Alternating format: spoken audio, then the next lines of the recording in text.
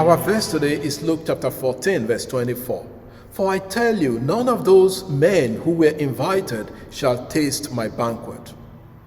Jesus told the people a parable when he noticed people taking places of honor at the house of a leading Pharisee where he was invited for a meal. He told them to take lower places when invited for a meal because they may not know if someone more important has been invited.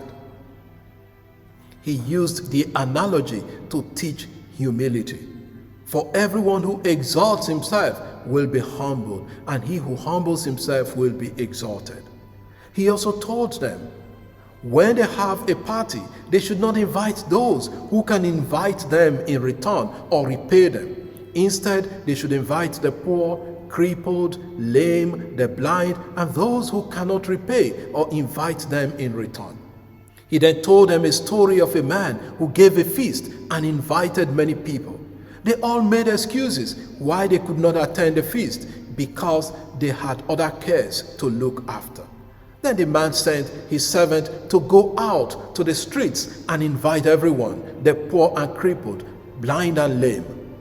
When there was still room in the hall, he asked his servant to go out and compel everyone they find on the streets to come to the feast.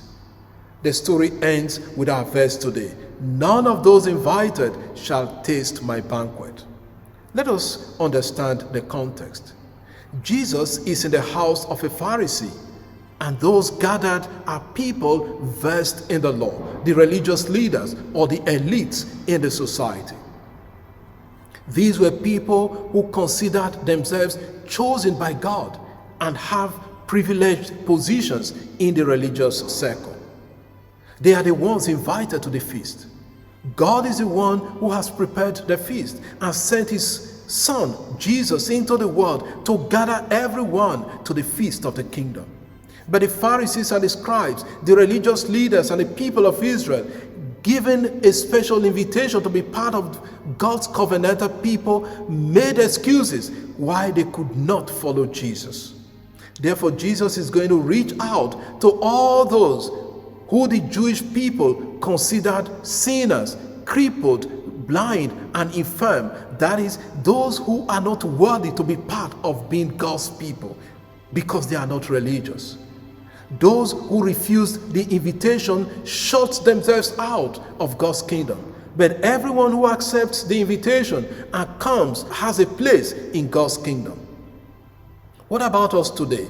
Do you consider yourself a Christian having a privileged position and an edge over those who do not have faith?